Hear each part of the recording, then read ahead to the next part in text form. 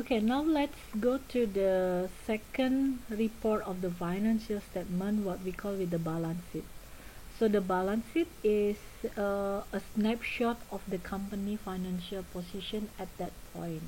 Okay, so we want, so in this is the sample of the balance sheet whereby you can see how much the asset, how much the liability, and how much the equity that company have.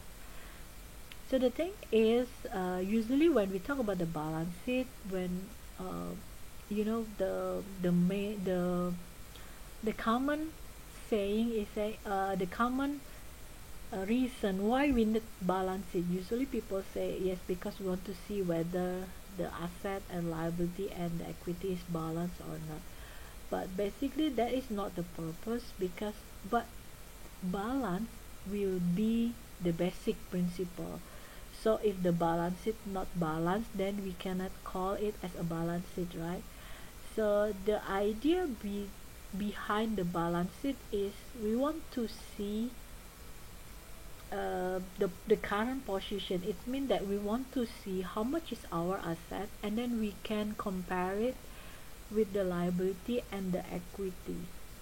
So example, when we see here, we have this company having the total asset each month as 770, right? That is the total asset that owned by the company.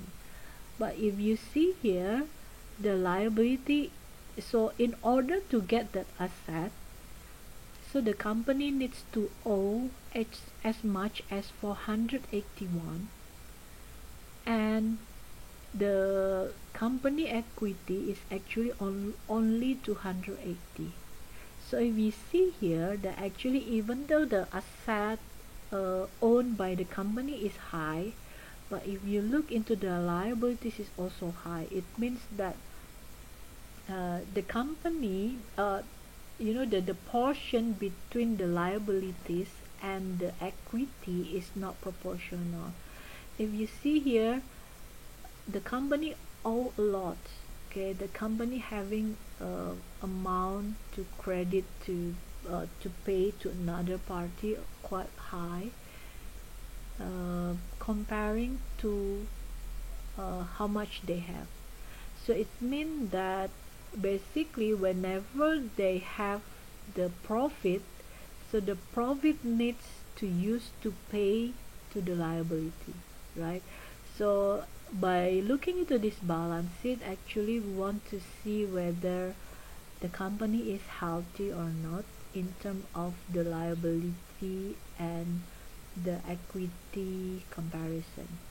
We will discuss this more detail when we do the discussion thing, so uh, we can have a more good overview about this, yeah. And then the next that we have is about the next report that will be including in the financial statement is the cash flow. So the cash flow here, if we're looking into the previous slide where we have the cash here, so this cash here will be detailed more into the cash flow. So the cash flow will be uh, the cash will be differentiate later into the current asset. So we want to see how much the asset is, oh sorry, so we want to see how much the cash being converted into asset. Okay, being converted into asset means that our cash become asset. Okay, so there is a changes. So example, like when you buy a car, actually the your asset is not reducing, right? Your asset is only changes between previously is cash and now become a car. So that's what we want to see in the current asset activity. So we want to see how much when we pay something, when we uh, when our cash reduce, then how much asset that we get. Oke, jadi kalau kita punya uang, uangnya itu kita keluarkan buat apa? Buat beli mobil. Berarti uangnya berkurang tapi asetnya nambah. Itu namanya current asset. But then when we talk about the current liabilities, it means that uh, uang kita dipakai untuk bayar utang. Okay, so when we get the money, we need to pay to the liabilities. We were paying to the vendor, paying to apa buat inventory kita or something. That's what we call with the current liabilities. And then when we talk about the long-term asset, it means that we pay our money in order to get the long-term assets such as a building, a land, ya. Jadi asetnya yang bentuknya yang long term. And then when we talk about the long-term liabilities, it means that when we pay for the long-term assets, let's say tadi misalnya kita mau uh, beli building gitu tapi belinya nyicil, so it mean that what ketika kita bayar uang kita untuk long term liabilities itu kita sebut sebagai untuk apa nyicil buildingnya tadi, that's what we call with the long term liabilities. And then we have the stockholders equity. Jadi uang yang kita keluarkan untuk modal untuk jadi kayak ditarik gitu modalnya ya. Jadi bisa jadi misalnya saya sebagai owner perusahaan, and then I need a money, so I want to withdraw my equity gitu. Saya mau narik uang tapi buat keperluan saya pribadi, so that's what we call with the stockholders equity. Or possible misalnya saya punya uang dan ternyata perusahaan saya lagi nggak punya uang, saya bisa setorin uang sebagai modal, so that's also what we call with the stockholder equity. So the cash flow statement here is actually we want to see whether the net cash, okay, net cash from the operating activity is consistently greater than net income.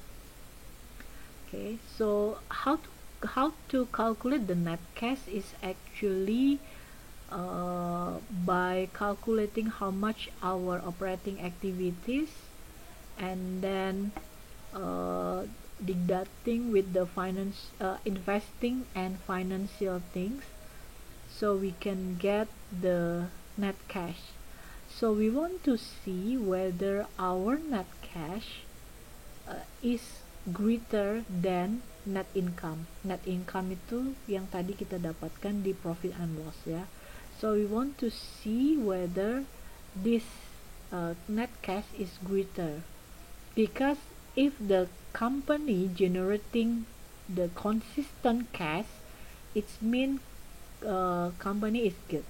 Okay, jadi kebayang nggak kalau misalnya the company is apa seolah-olah profit, okay, seolah-olah profit, tapi actually that profit is always goes to paying the liability. It mean apa uang kita itu nggak ada gitu, jadi walaupun profit tapi uangnya itu nggak kelihatan. Kenapa? Karena habis untuk bayar hutang. It mean that net cashnya akan lebih kecil daripada net income-nya. Nah itu sebenarnya nggak bagus.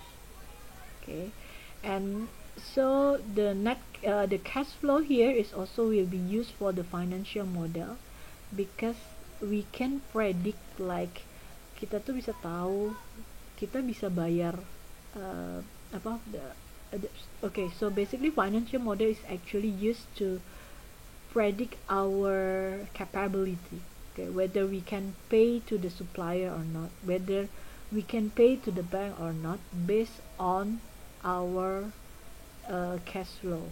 Jadi misalnya gini, if we know that there will be a money coming, okay, so we know that our company is capable to pay.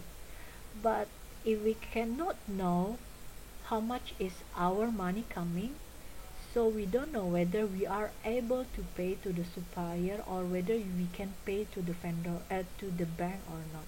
Okay, so that is the main reason why we need to know about the cash flow. Sama in simple thing is like, let's say when you want to borrow your money to when you want to borrow a money from your friend, and then your friend will ask, right, when you will pay the money back, and then you, of course, you will say that, okay, I will uh, pay back in 1 week time. Why you can say in 1 week time? Because you know that in 1 week time there will be a money coming. Okay, so that is the reason of the cash flow statement.